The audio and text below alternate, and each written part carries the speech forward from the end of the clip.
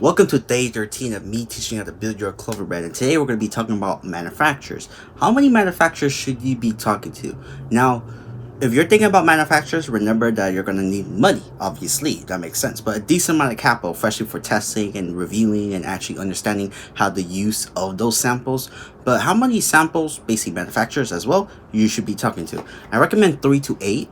If you watch my demo video, which is with a subscriber who is also a clone brand owner, we recommend 3 to 8. But you can do 2.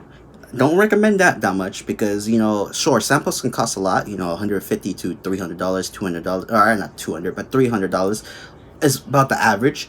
But I recommend at least 3 to 8 so you can have options and understand that which one's actually good for your brand. Because if you could choose a good manufacturer, that will save you problems and basically money later on.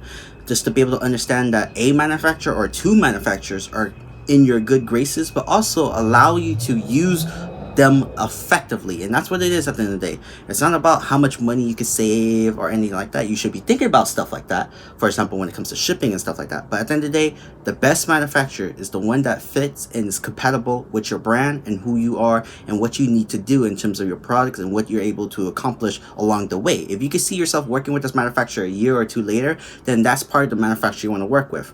And remember, the cheapest manufacturer is not always the best, and the most expensive manufacturer is not always the best as well. Remember that.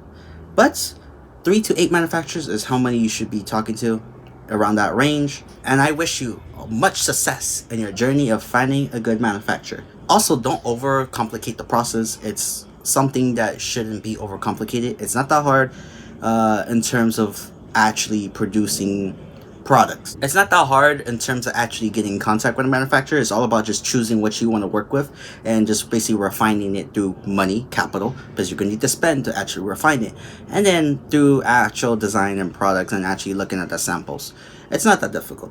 Tests and results. Tests and results. That's all it is at the end of the day, along with capital. Thank you guys for joining me for day 13 of me teaching you how to build your clothing brand.